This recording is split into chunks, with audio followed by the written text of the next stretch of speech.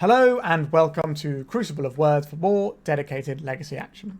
Today we've got a donation deck to play something that's Turbo Depths, but not my beloved green-black Turbo Depths. No, we're playing Rainbow Depths. So the purpose of this deck is to win solely with a 2020 flying indestructible creature from Dark Depths, and we make this either by copying it with Thespian Stage. The copy has no counters on, so it instantly becomes a 2020, or we can remove all the counters with a Hexmage. In order to facilitate this, we've got a bunch of tutors in Sylvan Scrying and Crop Rotation. We've got fast mana in the form of Lotus Petal and Elvish Spirit Guide, and the rest of the deck is pretty much protection spells of different forms. So Thoughtseize is a protection spell that can get answers out of your opponent's hand, as well as trying to slow down the decks that can race us. We have Stifles, which can stop activations of Wastelands and Karakas, things like that, as well as also being able to stop some Storm, which is a deck that can go underneath us. We have a Flusterstorm, which can stop removal spells like Swords to Plowshares from hitting our guy, as well as stopping the decks that go underneath us as combos. We have a Surge of Salvation, which can protect our lands or our Marit Lage, depending on what we need. Not of This World protects our Marit Lage. Fling might not sound like a protection spell, but it is. So if we make a 2020 in our turn, we get priority first, so we can then just play Fling and throw at our opponent. So this is protection against things like Karakas, and it also helps us get through things like Ensnaring Bridge. Our other answer to Ensnaring Bridge is the Boseiju that we have a one of here. We've got a few silver bullets within our land, so a Sejiri Steppe to give our Marit Lage protection from removal spells, or so it can sail through blockers to get that one connection to win the game. We have a Karakas to bounce opposing Marit Lages or some scary things like Grizzlebrands that people might be putting into play, although the damage is usually done before then, but it might come up. Ghost Quarter, because we have Pithing Needle that we're going to put on Wasteland, Ghost Quarter is going to be the best way for us destroying lands. We don't care about the number they have, we care about the specific lands, so Ghost Quarter is fine for that. And we have the Bojuka Bog to hose on graveyard decks, which are often decks that can go faster than us, which is why we've sort of got the crop rotation for it. And that's pretty much it for the main deck. Sideboard-wise, we're making a little bit of use of the different colours of mana, but I think we could probably do better than this. But this is the list we've got. So we've got one Deafening Silence. I think there should be more of these because traditionally the Turbo Depths deck loses to the decks that are going off faster than it, like Storm, for example, being one of the key problems there. We have Flusterstorm, which also helps in that sort of matchup. We've got a split of Leylines and Surgical Extractions. Sometimes Surgical Extraction is better than Leyline in matchups. So things like Cephalid Breakfast, you can snag some things out of them nicely, or if your opponent's an Uro deck or a lands deck, you know, you're probably going to be boarding them both in, but they do have slightly different applications. We have an Alpine Moon, which we can use to stop our opponent's Thespian Stage from copying our Dark Depths, which is quite a nice one, as well as stopping Wasteland and Karakas, things like that. Abrade, we've got all the colours, let's have a bit of different coloured mana to blow some stuff up. We've got Assassin's Trophy to blow some stuff up. Turn the Earth. This is an interesting one. So we can choose up to 3 type cards in graveyards and shuffle them into libraries. So this we can use to survive a turn of Painter's Servant comboing us. So this is a bit like, instead of, as long as we got the mana to use this in our upkeep, then we can put some cards back in our library and survive. We can also use this as a bit of graveyard hate as well. We've got 2 Force of Vigors, which I think, considering we're a Rainbow Depths, we probably need more Force of Vigors because we're very cold to Blood Moon. But here we are. We have Tower of the Magistrate. So when the Sejiri Steppe is bad, the Tower of the Magistrate is usually good. It lets you go through Thoughtseize in the air against 8 casts, for example. And, it also helps you protect against Ether Spellbomb, which is important. And we have 2 alternative win conditions in Minsk and Boo, which is something that Dark Depths decks don't normally have. And I think this is one of the reasons that you might want to play Turbo Depths, is because of you having the Minsk and Boo. Sorry, the Rainbow Depths is because you have Minsk and Boo as an option, which is not something you get in the Green-Black Depths, really. So I think this is one of the reasons to be playing it, along with things like Deafening Silence. All right. I think I've discussed this one enough. I've got a primer about Green-Black Turbo Depths that I play a lot that's going up on Saturday on my Patreon, and there's a link below. So if you're interested in this deck and you want to look at the minutiae of Rainbow Depths versus Green-Black Turbo Depths and card choices and things, it's very detailed. I think it's about 30 pages. All right, let's jam a League of Legacy with Rainbow Depths. We're on the play for round 1, which is where we want to be. We don't have green mana outside of our Elvish Spirit Guide. We don't have black mana outside of our Bojuka Bog. I don't think this is a particularly viable hand, to be honest. I think I'm going to send this one back. We can get much better 6s or even 5s. So, interesting. We can keep this. We can make a turn 2 2020 if we want to. One of these has got to go. I guess it's probably the crop rotation here. So we can lead out a Gemstone Mine. If our opponent goes to Wasteland us, which would be nice, we can crop rotate this into an Urborg and then play Dark Depths Hexmage next turn. There's a Wasteland. Here we go. Not going for it. Interesting. Are they going for it now, are they? Let's go and get ourselves an Urborg. So we don't know a lot about our opponent's deck other than it has Wasteland in. Alright, our opponent's scooping that. We don't really know what else they're doing there. So I would make this 2020 in our turn or in our opponent's upkeep, but before they get a chance to make a land drop, because we can play around, if we're doing that, plays around Wasteland, and that's the only thing we know about our opponent's deck. So I guess we want Alpine Moon for Wasteland. We don't really know what else our opponent's doing. So I think this is a good spot to try out the Duke here, because we don't really know what our opponent's up to. So having another line of attack when our opponent's going to be more dedicated to whatever we're doing is probably quite interesting. I doubt they're going to have Blood Moons in their Wasteland deck. But if they're a lands deck, the Fling is going to be useful here, because the Fling is going to allow us to play around Karakas or Maze of Ith or whatever. Pithing Needle is probably going to be useful here. I guess the Flusterstorm can go here. And maybe a Not of This World. And then we have to make one more cut. Tricky to know which one's going to go here. Maybe we're dropping one of our bits of fast mana. It doesn't feel right. Maybe it's a Stifle. We have seen Wastelands. It's kind of annoying though. But Stifle's really bad against Wasteland a lot of the time, because you have to spend all your time holding up the mana for the Stifle. Whereas if you just had a Pithing Needle, you can just jam it straight away and then just forget about it and just play the game how you want to, instead of constantly holding up this Stifle. I don't really know what our opponent's doing. I suppose if we're putting the Minsc and Boozy, we don't want to get rid of any fast mana. Let's get rid of Stifle. We're just upgrading it to an Alpine Moon and see how this feels.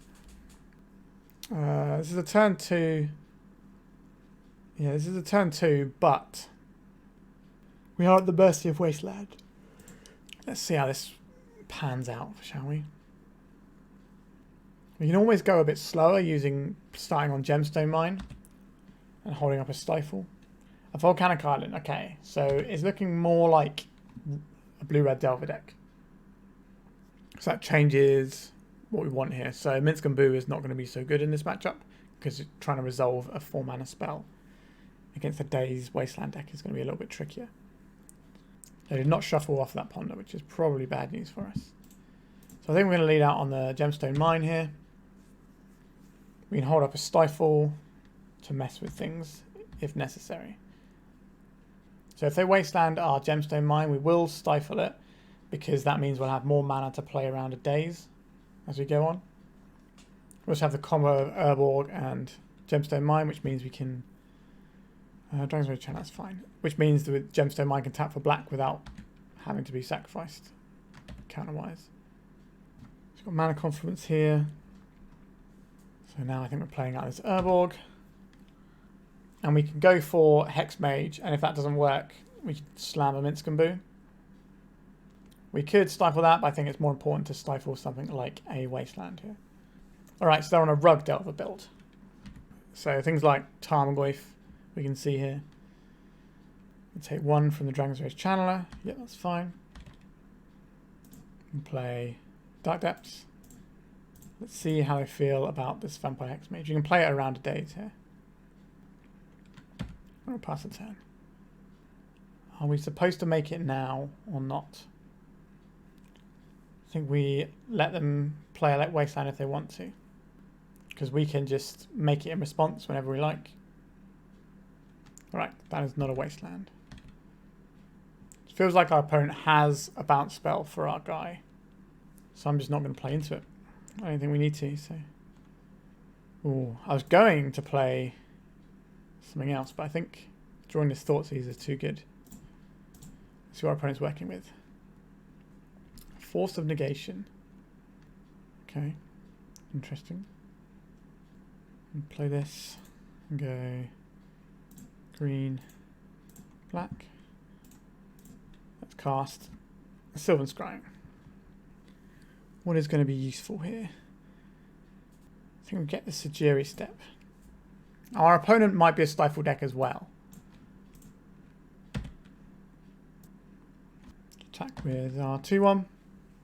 They could also be an Uro deck, so making sure that they don't go above 20 by casting an Uro is important.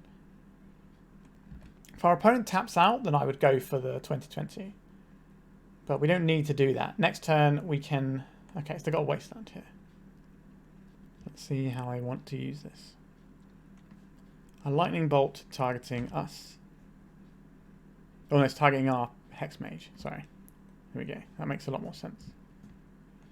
So they're getting their Surveil first. And then we will remove the counters.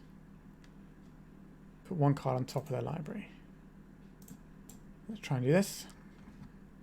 We can get blown out by a Stifle of their own here on our Hexmage activation, or a Daze. There's several ways this can go wrong for us, but our opponent does only have 2 cards in hand. Right, so there's a Daze, sure. This does mean that the coast is relatively clear for our Minsc and Boo. We do have to play an Urborg and lose an Urborg though. If don't play anything here, it means our Minsc and Boo is going to make it a Murktide region there. That's a pretty good one. Okay. Maybe we were somewhat too cautious here. Crop rotation. Does that change anything here? No. I think our plan is cast this. So we want red mana, green mana, and this. So we'll put some counters on this. The Murktide is probably going to go at our Minsc and Boo, saving us life. And then we can deploy another Minsc and Boo and bash our opponent up and skew the clock in our favour. Brainstorm's a pretty good one. We know they've got a land in hand that they bounced off the Daze, so they can turn that into a real card now instead. It's pretty strong. So the Murktide is going to come after our Minsc and Boo here. Yep. We have a Lotus Petal as well. So we can deploy a second Minsc and Boo. This can tap for black, so we don't lose it. This can tap for the red. This can tap for the green. We do get a bit blown out by a Daze here. But would our opponent have kept a Daze in this situation? No. But a Force of Will. Pitching Submerge. Okay. Can't do much about that one, I'm afraid. I guess we're going to attacks. So our opponent's got 2 turn clock on us. But holding back there to prevent 1 damage doesn't feel like it's going to get us anywhere. Another Brainstorm. It's pretty tasty. Now you're surveilling away a land. 2 crop rotations, you say? That's not nothing, is it? Although this tapping for green will lose us the Gemstone Mine, because the way this is worded is a single ability, so we don't get to immediately turn this off. It's not a separate trigger, it's part of the adding mana to the pool ability. So we will have to play the Sejiri Steppe to do that. Otherwise we're just not going to have the lands to do so. I'll give this guy protection from blue, I guess. Not that it matters. Our opponent's got 1 card in hand. Just trying to think if we do this in their upkeep, or I think the upkeep makes the most sense here. We'll go and get Thespian's Stage. And then we'll take another damage. This doesn't work with dead, but we're dead anyway, so. We got a counterspell. A Spell Pierce. That's a pretty annoying one. We don't have any useful tools we can grab, so we're done there. Yeah, maybe we're a bit too cagey trying to play around Our opponent having a bounce, although they did show us the Submerge at one point with the Force of Will, so they might have had that the whole time. So now we know what we're playing against. We can address things slightly better. I don't think I want to be trying to do Minsk and Boo type shenanigans here. So I want these Stifles. Not this world is not that exciting. Flusterstorm is not unexciting to me. We can have something like an Assassin's Trophy if that's the thing we want to do. We could also play, because this can clean up some of their guys. I don't think we need Fling for this matchup. The question is, do we want these ley lines, and if so, how do we fit them in? So Boseiju can blow up an opposing wasteland if we need to. Karakas here does nothing. So we can get rid of Karakas and give ourselves a ley line. I like all of these things here. The mana against the wasteland deck makes sense to me. I don't like boarding out crop rotation in Sylvan Scrying in Turbo Depths. It just doesn't help you win the game, in my experience. I guess we could try and trim one of our bits of fast mana for a second ley line. The ley line isn't that exciting, but it does stop our opponent from being able to deploy any sort of reasonable threats, which gives us loads of time in the matchup. This hand is completely cold to a wasteland, pretty much. I think we'll mulligan this. This one doesn't have access to Dark Depths, so we can't keep it. This one doesn't have access to Dark Depths. Do we want to go to 4 cards? So we'll be looking at 12 draws to find... 12 cards in our deck will produce a Dark Depths. I think we're supposed to mulligan. Okay, we'll keep this one. Get rid of one of our Urborgs. I guess it's a little bit tricky here. Get rid of the Surge. We have to get rid of one other card here. This just gives us the combo rolled up, is the thing. Is there any green source? This is a really tough choice here. I think it has to be the Thoughtseize. We need to have a way of actually being able to win the game here. Like, sometimes making Marit Lage is just good enough. Alright, so we've got crop rotation up, which means that our opponent, if they want to wasteland us, they'll have to try and counterspell our thing as well. I imagine they won't just straight up wasteland this, but it's very tempting. A bauble. I'm going to take a look. This means they don't have a Dragon's Rage Channeler in hand. A Delver of Secrets. Sure. I'd like to find a way to force our crop rotation through. We've got some discards. Okay, we don't actually need to do that now. We can just do the slower way. So I think we play out the Urborg here. And pass. So now the crop rotation is just either as Sejiri Steppe Insurance or protecting from Wasteland. Our opponent didn't flip their Delver, which means we could have another creature or a Wasteland entering their hand. Could be another Bauble, I suppose. They knew we drew the Thespian stage as well. There's a Ponder. Submerge is a tricky one because it's a bounce spell that doesn't cost any mana. Some old school tech. It's pretty difficult for us to get around without being able to, without having a discard just yet. Although the one thing about Submerge is we don't have Forest, right? So Submerge won't actually do anything. Thinking about it. So my worries there are slightly unfounded. Okay, so let's play a Thespian stage and pass the turn. Our opponent's got to have a bunch of stuff. This Sejiri Steppe in hand is kind of annoying because it means we can't go and fetch it with his crop rotation. So the things this crop rotation can do are very limited now. Still no flip from the Delver is interesting. I'm just ripping lands here, especially since they stacked it with a Ponder, right? Did they shuffle? Oh, they did shuffle. Okay, that's fair enough. So they're brainstorming now. Alright, back over to us. Now we have the Dark Depths. I think in our opponent's upkeep, we're supposed to make the 20/20 here. Actually, let's see what we get off the Delver here. Brainstorm. If we make it now, we've seen Submerge, which doesn't really stop what we're doing here. So I think we do this now to dodge Wasteland. Okay, we have a crop rotation, but it doesn't do anything because our Sejiri Steppe is in hand, unfortunately. They can't cast Submerge for free because we don't have a forest. One of the few advantages of our mana base. Guess we'll play this and name blue. Yeah, our opponent might have just had a handful of counters to try and mess with what we're doing. They could have a Stifle here, but if they had a Stifle, they would have had the other things. Let's see what our opponent's doing here. Yeah, it could have stifled Thespian stage activation or something. We're getting a Brainstorm in response. We can't really answer that. We got it. Like, we could go and get the Sejiri Steppe with one of our 2 tutors anyway. And we're probably going to resolve one of those, I would imagine. Blue. Attack in.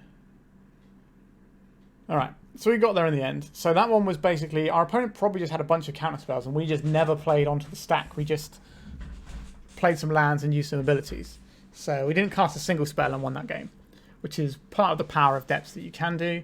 Our opponent didn't have any wastelands. They took ages to flip their Delver as well. So we got a little bit fortunate there, but I'll take the win. Let's go to round 2. We're on the play, which is good, but our hand, it is bad.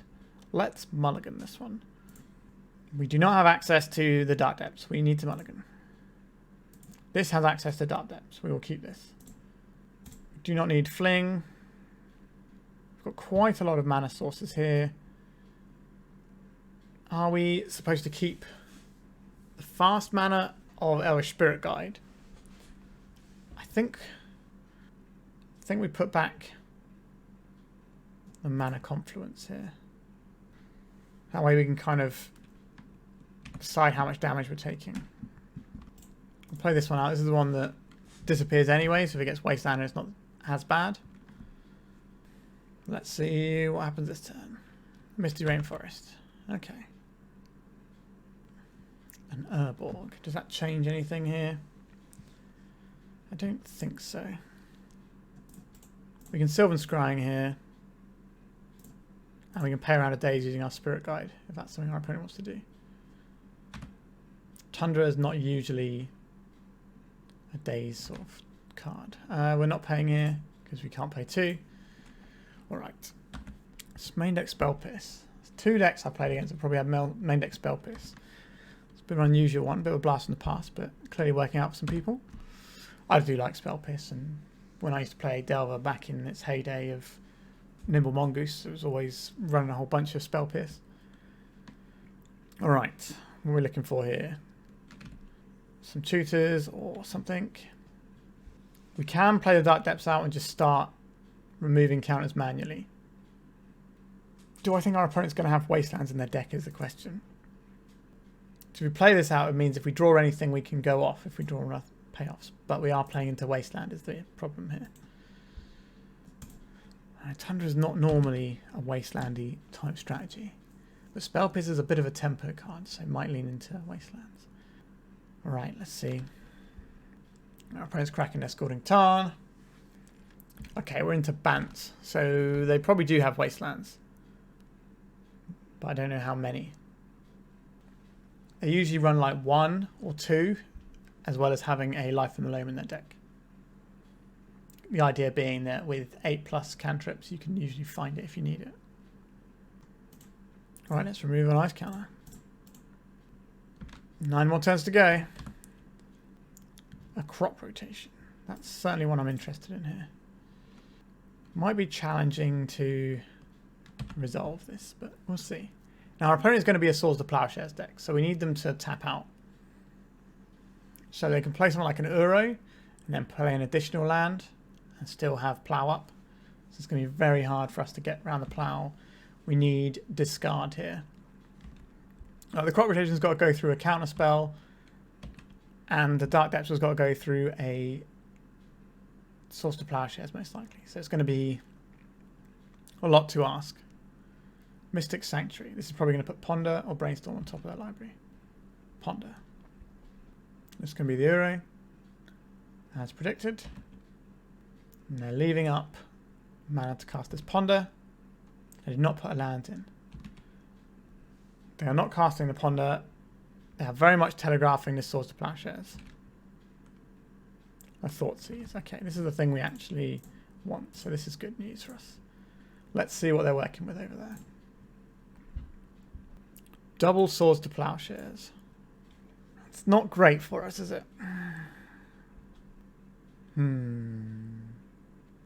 Realistically, how do we beat the double Swords to Plowshares here? I don't know if we do. I think we're going to take the Force of Negation here, and I'm going to crop rotate away my Gemstone Mine for a Bojuka Bog to take out the Uro here. This will buy us some turns here. It's going to be the Spell Pierce. Sure, we'll pay. We're not getting through those Swords to Plowshares just yet. So let's slow... The problem with slowing the game down, though, is that it means our opponent gets to sculpt their hand a bit. But they can't really get much of a better hand than the one they've got, right? Unless they just get a threat to win the game with. So taking that away from them gives us more time to draw ways to get through this plow or assemble the combo multiple times. But the chances of us winning this game feel very low. I suspect the Prismatic Ending is getting shuffled away unless they find a Teferi, and then it's just effectively like a even better Swords to Plowshares against our Marit Lage. Now our opponent only has 1 white mana at present, which is interesting. Okay, the Wasteland is good. Sure. And they got another Uro. We can probably scoop this one up relatively soon. A Hexmage, that doesn't really do anything here. Guess we just hold it in hand for now. If our opponent finds a Life from Malone or something, we're dead. By the time this Uro gets into play, we're probably dead as well. So we're going to see the Ponder off their Mystic Sanctuary, I imagine. Kraken fetch hand first to get rid of the Brainstorm. Wait, no, they should have already got rid of the Brainstorm with the Uro. There's the Ponder. 1, 2, 3, 4. So this isn't enough to play an Uro this turn. Start the Storyteller. Sure. These can block our Marit Lage, which turns their Prismatic Ending on as a removal spell. Alright, I don't really think we can draw much here. No, I think we're just done. Our opponent's hand is going to be impossible for us to beat, I think. And we don't have the tools that the Green-Black Depths does to beat this matchup. So there's no Steely Resolves in here. So we're going to have to rely on things like more Flusterstorms. We have to bring in Surge Extraction for Swords to Plowshares. We're bringing our Minsk and Boo as an alternate way of winning the game. And that's probably where we're at. The Surge Extraction also hits Uro. Our opponent probably does have the Wasteland, so I'm not opposed to having the Alpine Moon here. Well, we saw the Wasteland, sorry. I think this is probably about where we want to be. Our opponent could have Karakas, but we're bringing the Minsk and Boo, which does a similar thing anyway. Surge Salvation is good. Stifle can hit Wastelands, but I'm not massively convinced that's where I want to be. Our own Karakas can bounce their Uro and buy us a lot of time. Boseiju, Ghost Quarter can hit their Wastelands, so I think we can't cut any lands from this. Got to find 2 more cuts. This game is probably going to be quite a slow one, so I'm probably going to board out a couple of mana accelerants. Let's try this. So these matchups are pretty hard if you don't have the Steely Resolve tech, which we don't have here. This can produce, with another land, this can produce a Marit Lage. I think we will keep this one. We do have access to Dark Depths with the crop rotation, but we will need to find a way to get it through. We do have Flusterstorm. We will need some more mana sources along the way, though. I think we are playing out our Lotus Petal.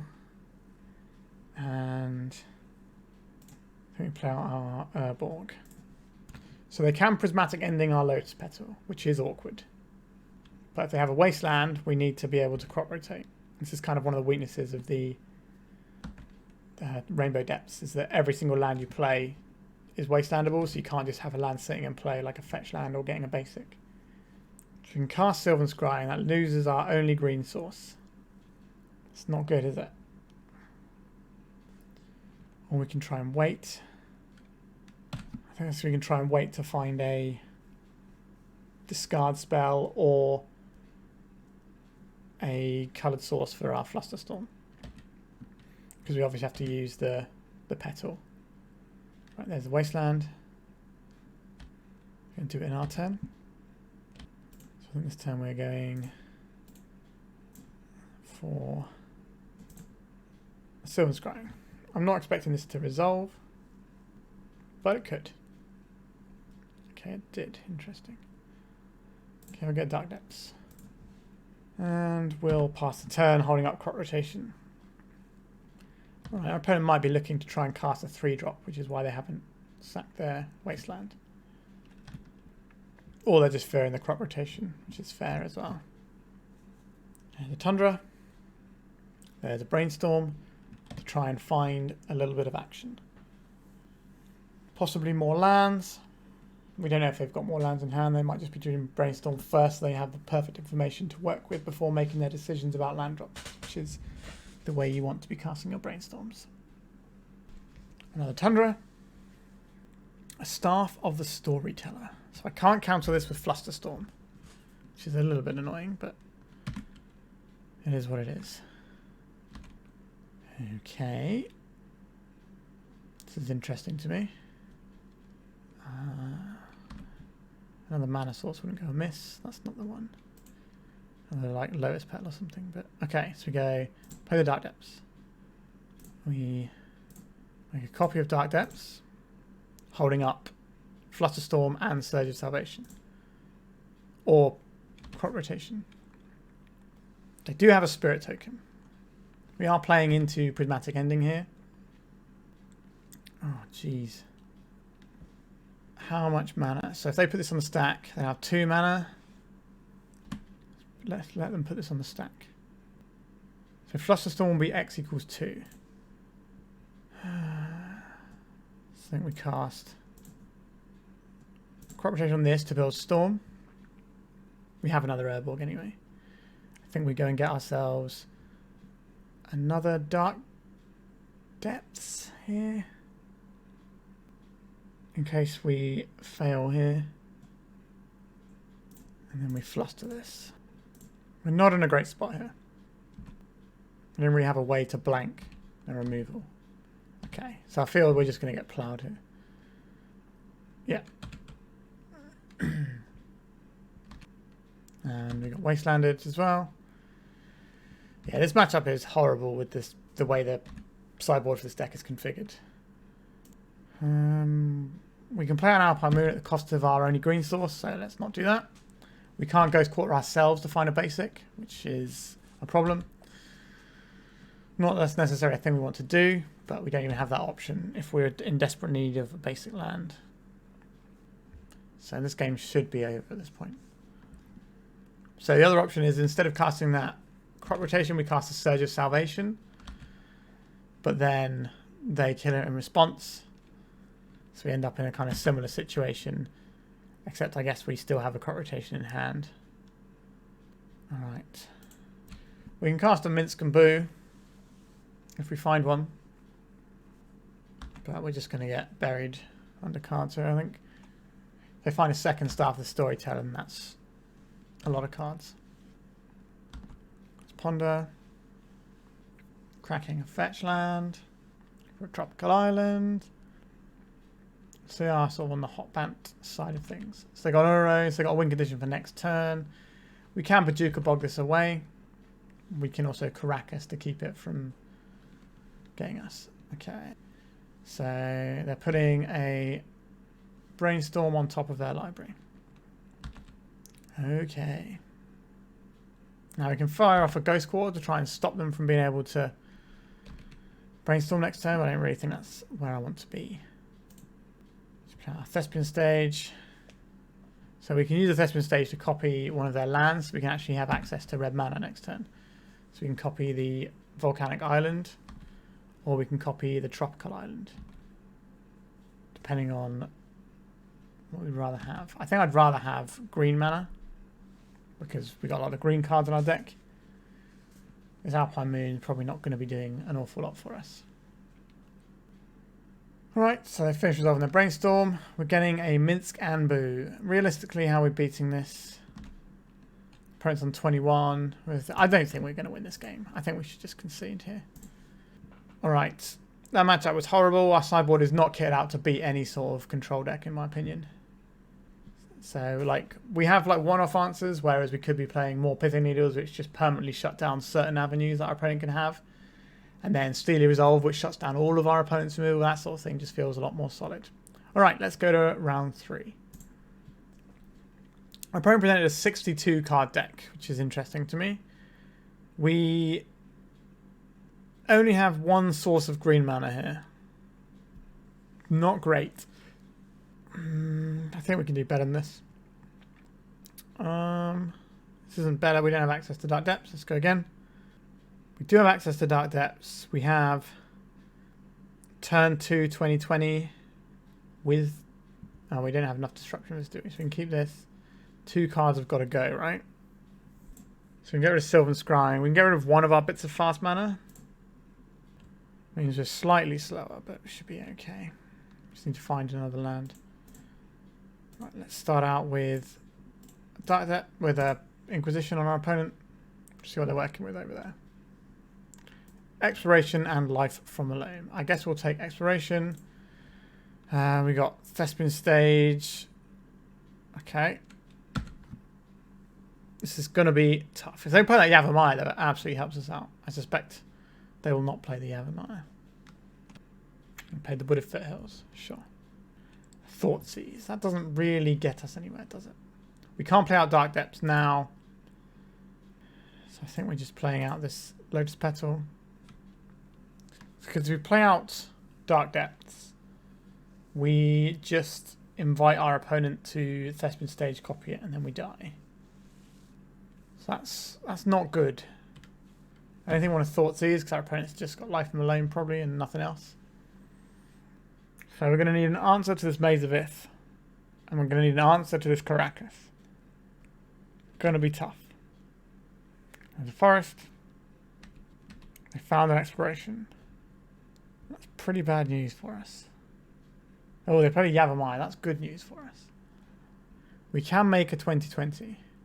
But they have Karakas. Okay. They're casting Life from the Loam, targeting Wood of Foothills. Sure. So we have a Dark Depths. We can make a 2020. If we do that, they just Karakas it. Because we have to use our crop rotation to do so. So we just can't play any spells. We could Bojuka Bog, but that takes us off of the ability to actually comment. The only way we're going to win this game is by bashing them with a 2020. So I think we need to have as much resources that can interrupt a Karakas. So crop rotation beats Karakas for 1 turn, but we also need to get our Thespian Stage. So we need a second crop rotation to do that. We can draw a Fling and some more mana sources. That will get us there. But I'm not sure how we're going to win this game, to be honest. Life from the Loam, getting backstage, getting back Foothills, etc., etc. Doing their thing. Like, they don't necessarily know what we're doing yet either, which is something in our favour. Okay, Surge of Salvation does help. So we can, if we play Dark Depths, crop rotate that into, we still mana off of what we need to do. Yep, I think we're just going to slowly lose this game. I don't think there's a lot we can do about it. Thespian Stage is becoming a basic forest. Sure, can't wasteland that anymore. Not that that's really what this game is about. But our opponent doesn't really know what the game is about. Life from the Loam. So we've got a Dark Depths now. I'm just going to copy it immediately. Feels like they are. So I get a Dark Depths. Sure. We can get a Karakas if we want. And bounce this. But then we have to deal with them being able to rebuy it with a Life from the Loam next turn. So I think we go to our turn and see if we can draw something helpful here? No. So we can Karakas this, and then they will replay it next turn. And then we have Karakas again still, because they haven't found a wasteland yet. I guess that's the play we're on. I think we play out our own Dark Depths here. And then we crop rotate our own Dark Depths away for Karakas. So normally when you're playing Turbo Depths and you're getting defensive things off your crop rotations, you've usually already lost the game. Which is why I don't play Karakas in my green-black Turbo Depths build. Alright. So our opponent is going to Dark Depths again, but the Karakas might dissuade them. But we need to blow up our opponent's Karakas and Mazavith at some point in this game. They have a Rishdan Port, which can tap down our Karakas before they make their 2020. So they've got this sewn up. We can Surge of Salvation for a turn, but it's just a turn. So I think I'll take one more draw step and probably concede, because I don't think it's worth wasting our time on this game. I don't want to try and grind my opponent's clock down. We've got 21 minutes. It's just a bit rude, to be honest. Stifle. No, we're not winning this game. Alright. So, Leyline of the Void and Surgical Extraction are useful here. Alpine Moon is useful. The Flusterstorm is not that useful. Stifle is okay. Our discard spells aren't great, to be honest.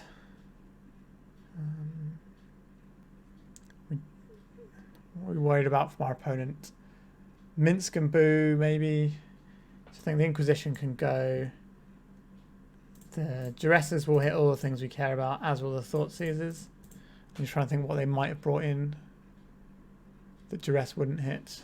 Honestly, I think Duresses might just be better than Thoughtseizes here, but it's not really going to be a life total matchup at the end of the day, is it? So we're trimming those. We need to find one more. Not of this world. Can do some useful stuff.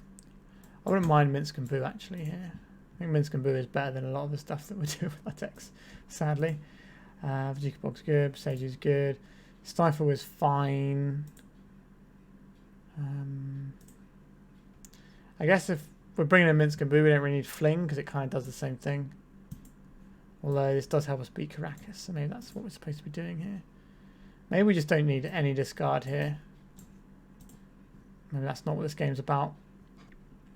And then are we getting rid of Stifles here? Surge of Salvation. We'll get rid of Stifles. Like, again, this is another situation where Stifle looks really bad because our opponent can play multiple wastelands. So stifling a wasteland doesn't matter because they can get it back and do all over again. So it's just a very, very poor tool against the Life of the Loam strategies. We have no green mana, which is a recurring problem I've noticed in this deck. Let's mulligan, I guess. This is a turn 1 2020. I guess we keep. And which of these is better for us? I guess we get rid of the Hexmage actually. So either our turn 1, I think we just have to go for it here, right? It doesn't get better for us, I don't think. Just ask them if they've got it or not.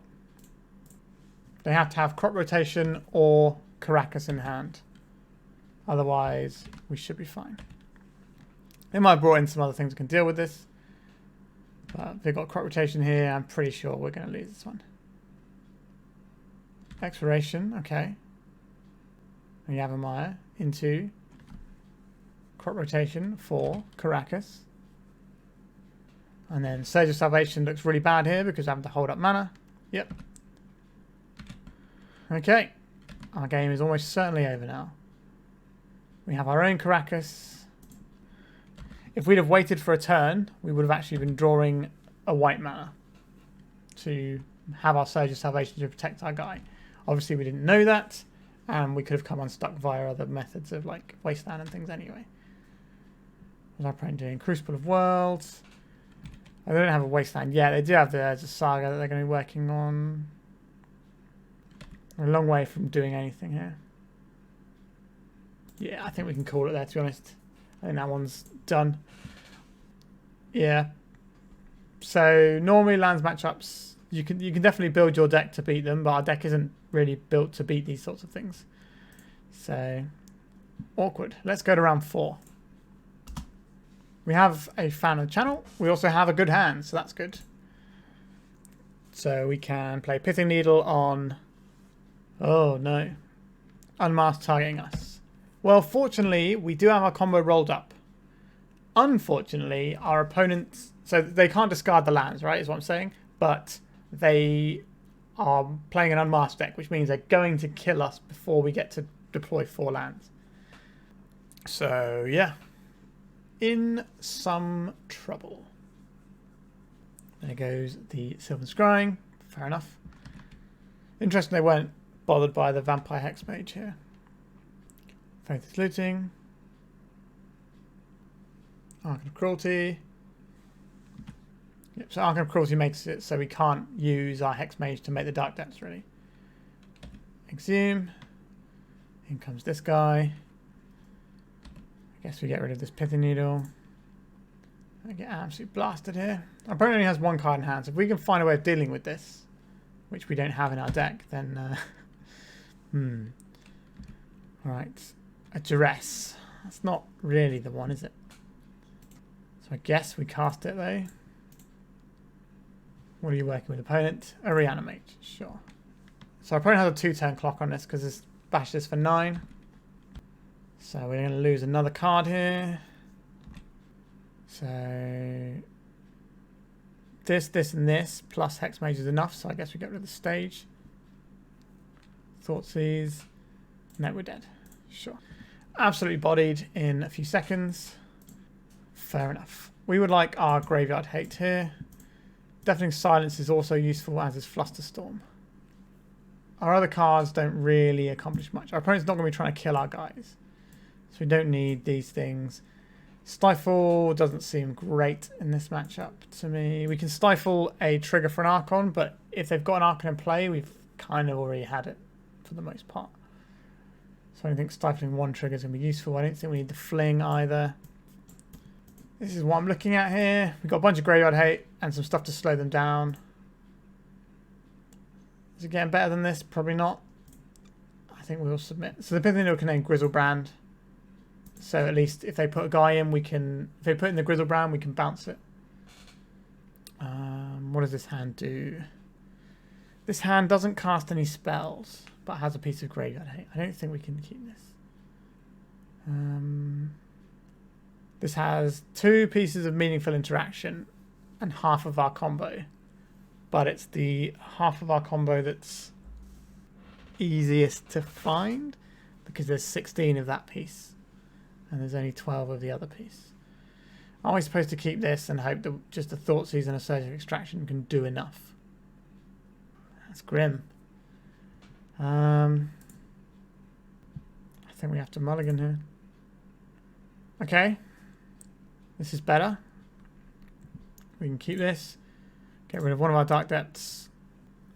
This is the tricky one. Where's the other card that goes away here? I think we need to keep Thoughtseize and we need to keep Surge of Extraction. We probably need to keep... We're keeping the green mana source or a green spell. I think we have to keep the green mana source rather than the green spell here. This gives us the opportunity to draw into Hexmage as well. So let's Thoughtseize our opponent. They kept on 6. So Echoing Truth, Entomb, Snuff Out, Lotus Petal. Okay. Interesting. Kind of tempted to take the Echoing Truth here. Reason being is we already have the Entomb covered. Now they can hit some discard and get us, and that's pretty grim, but I think we got to play towards the line that actually wins us the game here. There's the Entomb. Sure. Grizzlebrand. Right, so we're going to blow our opponent out pretty big here. What have we got here? Summer's Emissary. They do have a Magus. Probably should have brought some removal in for the Magus, actually, shouldn't we? And got another Echoing Truth. A lot of Wear Tears. Sure. But our opponent just has a blank card in their hand. That's it. If we draw Vampire Hexmage's turn, we all good. We did not draw Vampire Hexmage. We still play out the Dark Depths because this way if we draw Thespian stage, we're okay. Play a Lotus Petal so it can't be discarded. Alright. We do have a green source if we need to find a land. Oh, we're just going to draw the Thespian stage naturally, are we? Sure. I'll take it. Alright, opponent scooping there. So, do I want to change anything? I don't think so. Stifle, you can stifle a Grizzlebrand trigger, but it's not great. On the draw, we're in a lot of trouble. Assassin's Trophy isn't a great answer for Magus of the Moon, if I'm being perfectly honest, because I guess we could try and play these Minsk and Booze, but bringing a 4-drop against Reanimate is ridiculous. I'm not doing that. That's very silly. I'm going to take out the Pithing Needle here. If we're on the play, I don't mind having a Pithing Needle, but on the draw it's less useful here. So we have this Assassin's Trophy in, so maybe we can kill a Magus of the Moon using Lotus Petal and our Elvish Spirit Guide. Not convinced, but it's possible. So our hand makes a turn 3, 20, 20, and we have a piece of discard. That is not good enough in this matchup. We have to mulligan. Where is one of those Leylines? So we have a Bojuka Bog here. They can't discard from our hand, which is interesting. But if they just do their thing, where they're sort of rolled up here, and the rest of our hand is pretty bad, so I think we mulligan. Where are these Leylines that I put in my deck? I don't think we can keep this either. Alright. We got a Leyline. Put 3 cards back. Goodbye Gemstone Mine. Goodbye Assassin's Trophy. We'll keep 1 Mana Confluence. So we just need to find a land and we can kind of get our stuff going a little bit. Not a big fan of how this has gone. Chancellor of the Annex. We saw they had wear tears and stuff in their deck, but after they saw the Surgicals, they might have been more inclined to board them out. A Thespian stage is a good draw here. We'll play that one out. I don't want to play the Mana Confluence out because we have a Chancellor trigger to deal with. It's going to be a Show and Tell. A Grief. Yep. It's just a hard cast Grief, so probably losing the crop rotation because that's the thing that gets us our win condition. Yep. As expected. Now we can still just luck our way into it. We did not luck our way into it. We will pay for this. And I will deploy this so it's not in our hand. We can at least crack back for a little bit of damage. If we find a second one, we can hold up a blocking shield, but we would obviously need some more black mana for that. Our opponent is obviously ahead in this race, but if we draw some more stuff, we might be able to get there. I'll play this one out. Go attacks. Alright, it's opponent's turn. Bash us for 3. Yep. Like a Dark Depths is enough to make a 20-20 now. Well, in multiple ways, right? A Surgical Extraction. It's not really the one. I don't think we're at the stage where we need to surgically extract our own things to try and keep us going. So we've got 5 hits before this kills us, but our Mana Confluence can't tap after we take 4 hits. Flusterstorm, that's not unhelpful. Got a few more hits to take. An Unmask. Targeting us. Do I care enough about this? The 1 life we would take is more problematic, to be honest. If we take 1 life for this or 2 life for this because of the Mana Confluence, I think we just let this go. We want to keep our Lotus Petal in case we draw a Hexmage, because then we can stonewall this Grief. Because that 1 extra life represents an entire turn. Alright. Did we get there? Maybe we got there. We've seen things like Echoing Truth out of our opponent though. So that's a little bit concerning. How much time do we have to play around that as well? Is another question. So we can take a hit for 3 once more. in hopes of trying to draw into like crop rotation or something for Sejiri Steppe to protect our Marit Lage. So they've got Burning Catacombs there. Take 3. If our opponent doesn't make a creature on the end step, then we won't make the Marit Lage, I think. Is that right? We can't Thoughtseize them. We can crop rotate using our Lotus Petal.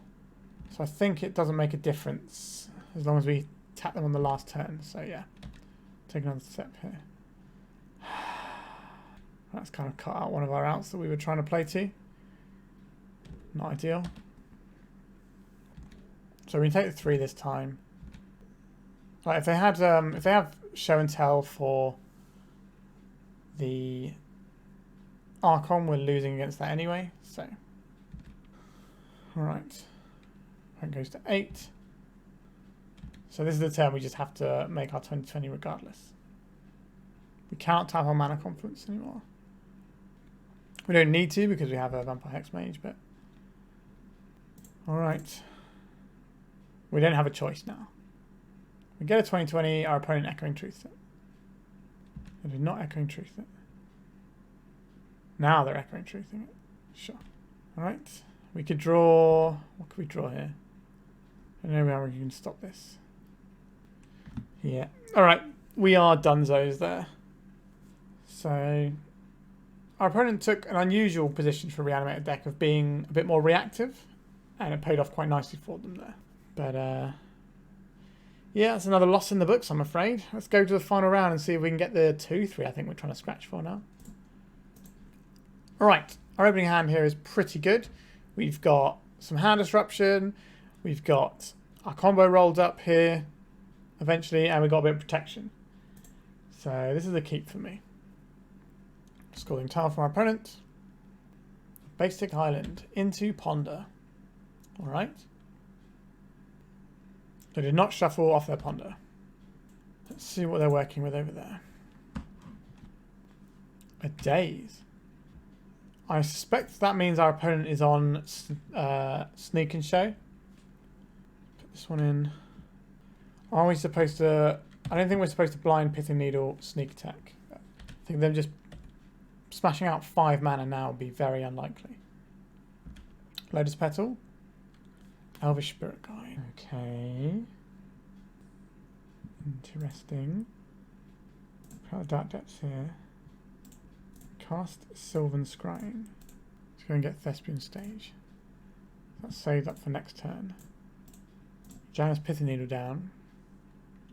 I think we name Sneak Attack here.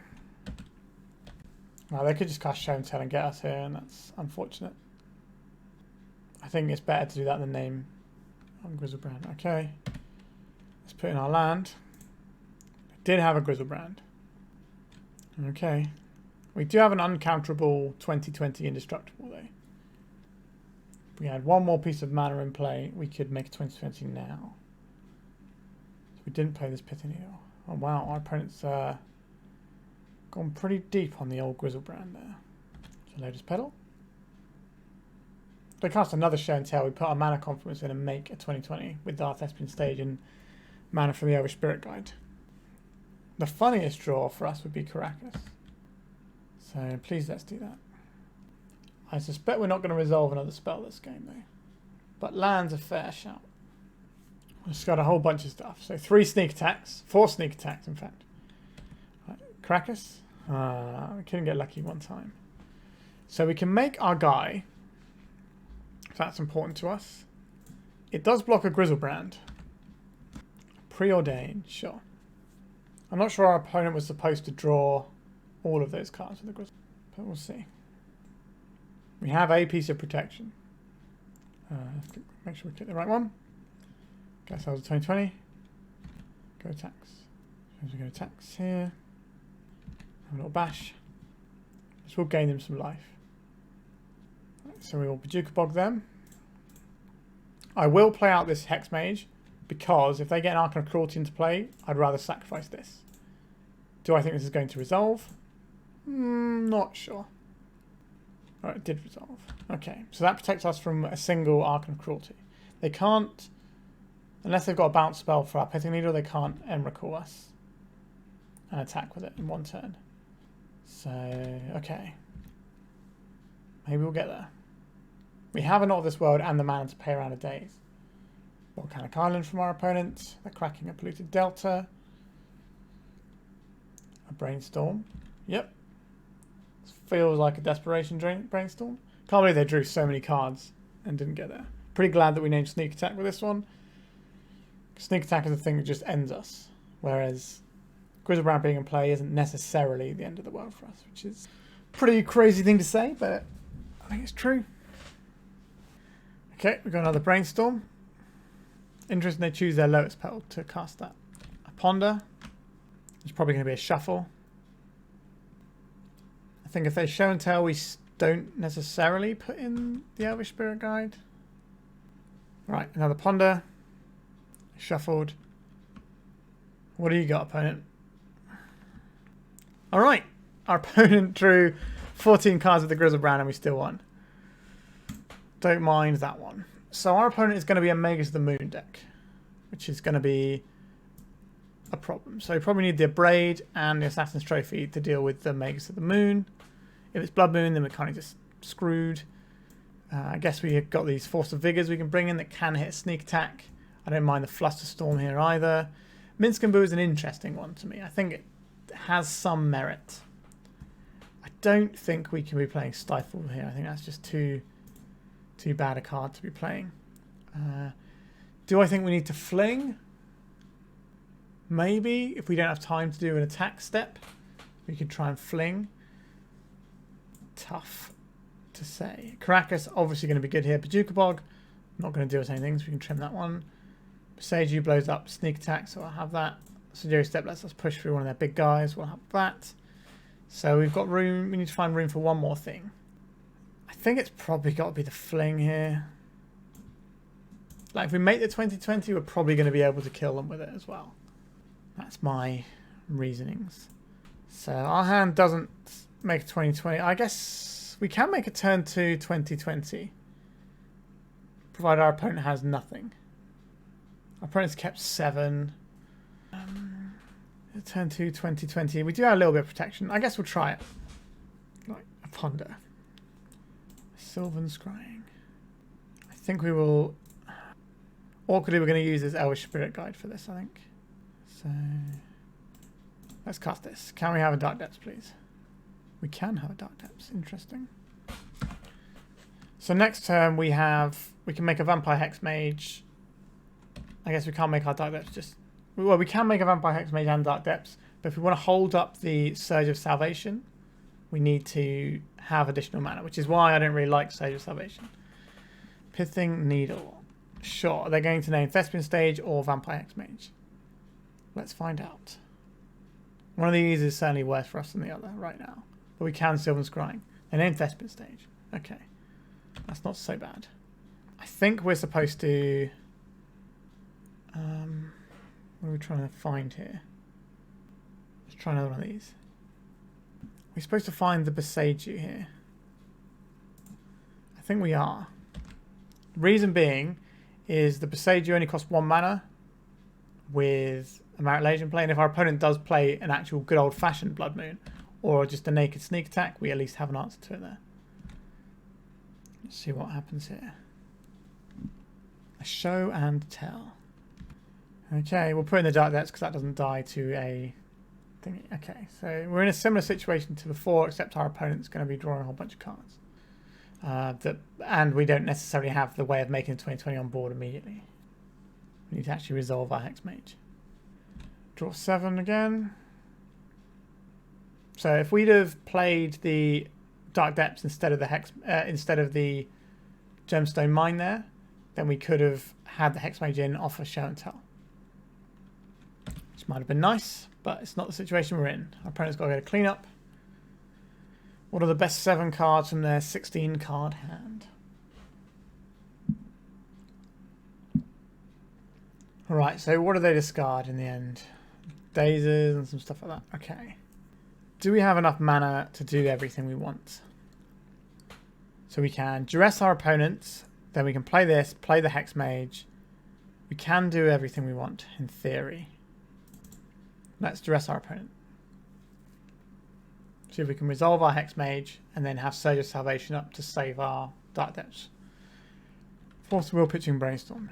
Okay. Can I have a Hexmage, please? Another Force of Will? Not another Force of Will. Interesting. So if they attack with a Grizzlebrand, they die. So I'm probably not doing that.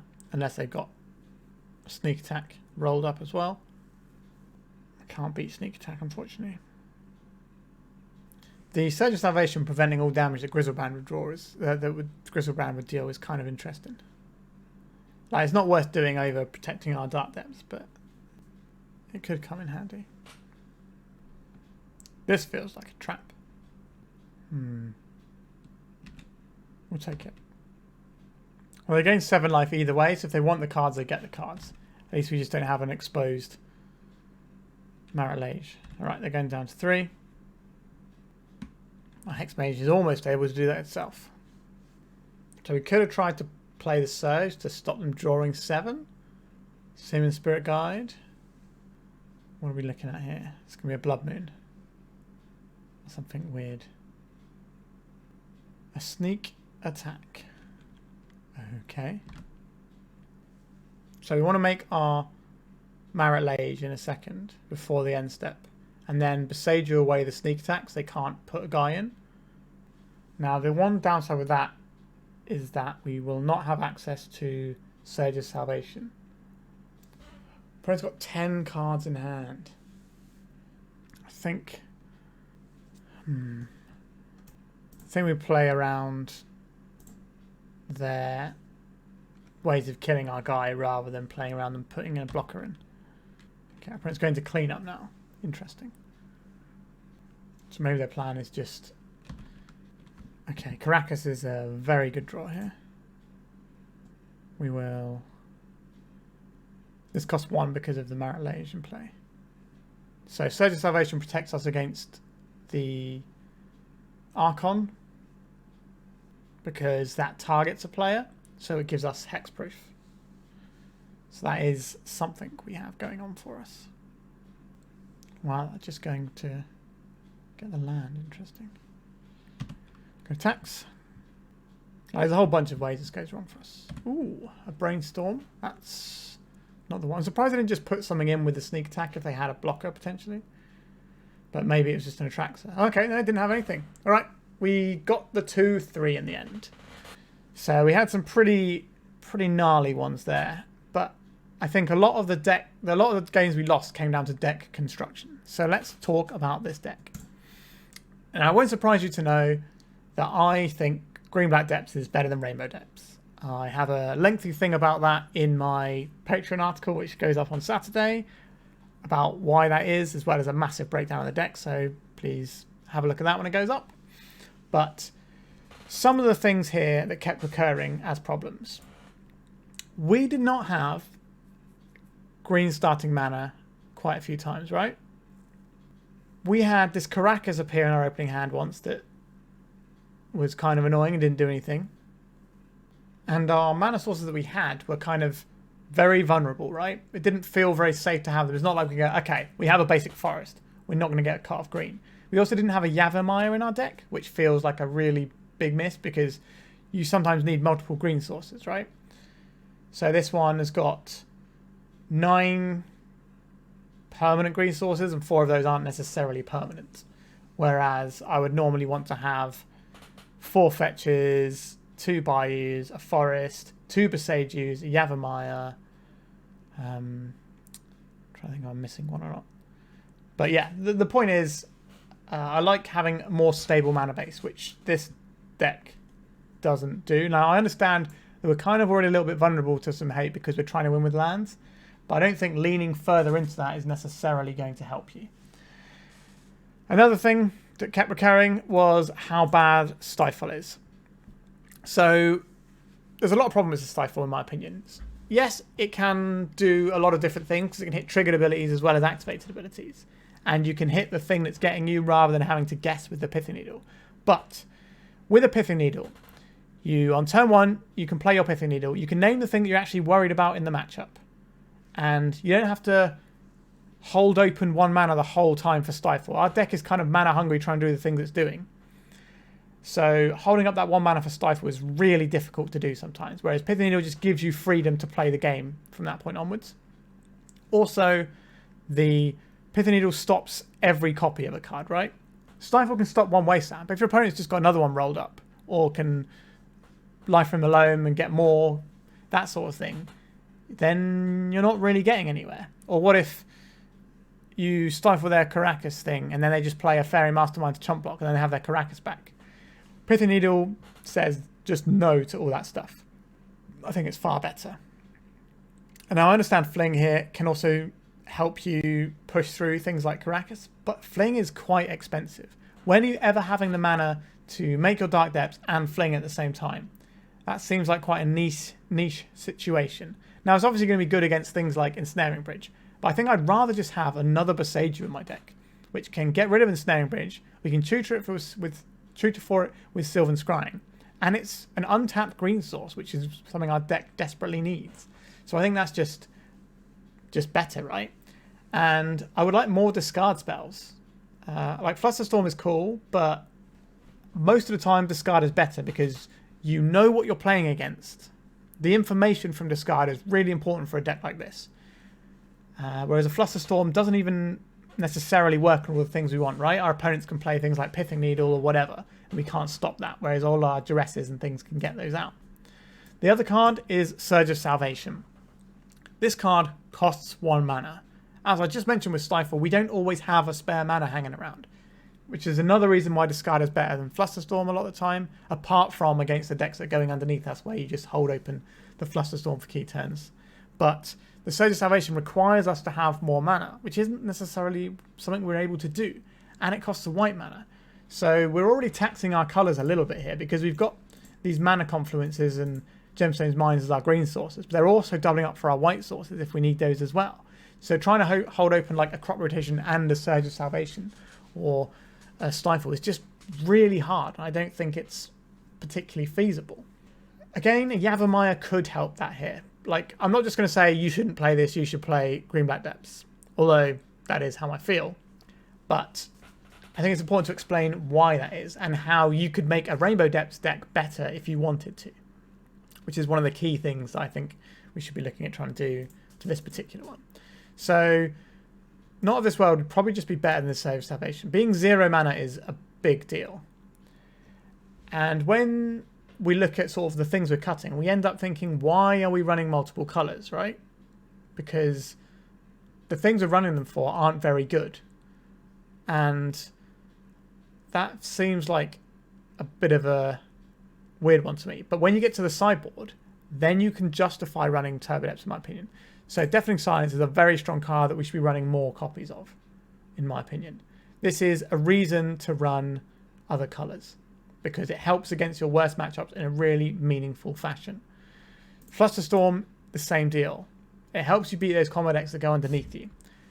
Like Green-Black Turbo Depths, when I play it, you're fine against most things. It's just the combo decks that go under you that are like awkward matchups. Another thing the sideboard is missing is Steely Resolve. So we got absolutely handled by that green-white deck. Steely Resolve changes how that matchup works quite a lot, as well as having more discard. Because again, our mana's taxed a bit. Having discard means we can punch a hole through next turn we can go. And we can, if we had something like Steely Resolve, we'd be able to blank every copy of removal, not just one copy of removal, sometimes with a Flusterstorm.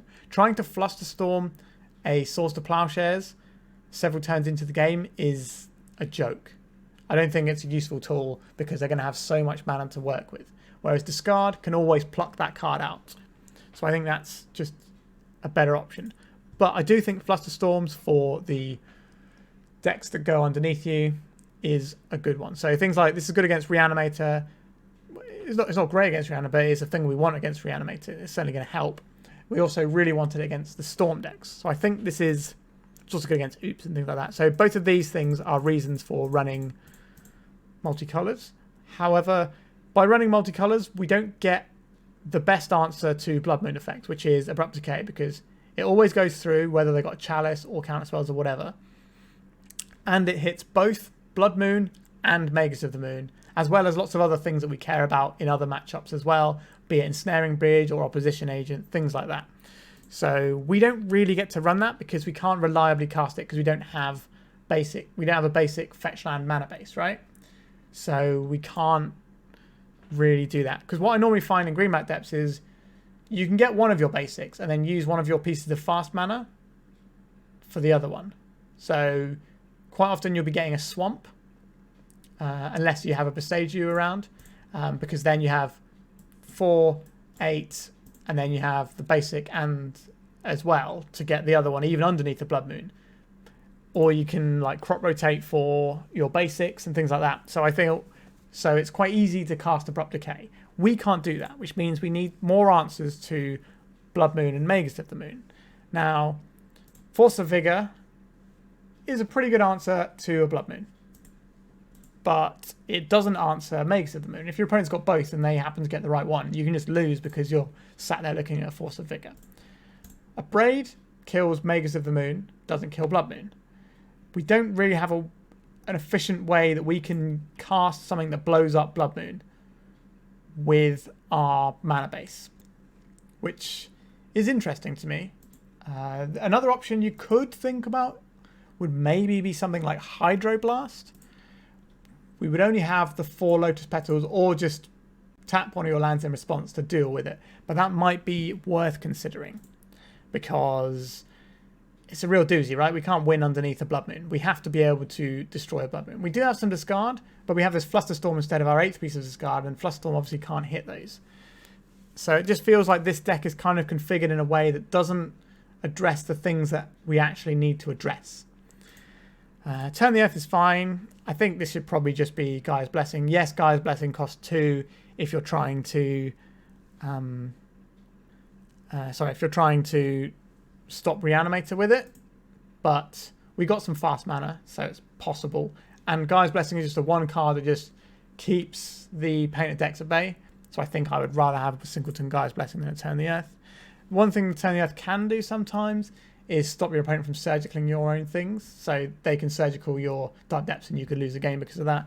Turn the Earth can kind of help with that, but I still don't think it's good enough because it's a singleton. The highest impact singleton you can play in a sideboard is a Gaia's Blessing. Like when it comes in against the Painter matchup, it changes their combo dramatically. They can't just A plus B, they need an additional C like a Soulguide Lantern to exile your graveyard. So I think that's really good. Terror Magistrate's fine, got no problems with this. Assassin's Trophy is kind of what we're playing here because like I'm not even sure it should be an Assassin's Trophy given the way our mana base is set up. Because the things, this is like a catch-all, so you can blow up a land with it, like a Karakas, or you can blow up a Blood Moon potentially if you floated the mana in response, or you've got your fast mana pieces. So it's kind of like trying to do it all because we don't have good access to Abrupt Decay, which actually does it all for us because we're kind of splitting between what we're trying to do. The Alpine Moon is interesting to me, but did feel like we're splashing red for Alpine Moon. Obviously, we're not really splashing because, you know, it's just the multicolored lands, but this is doing the same thing as Pithing Needle, which is easier for us to cast.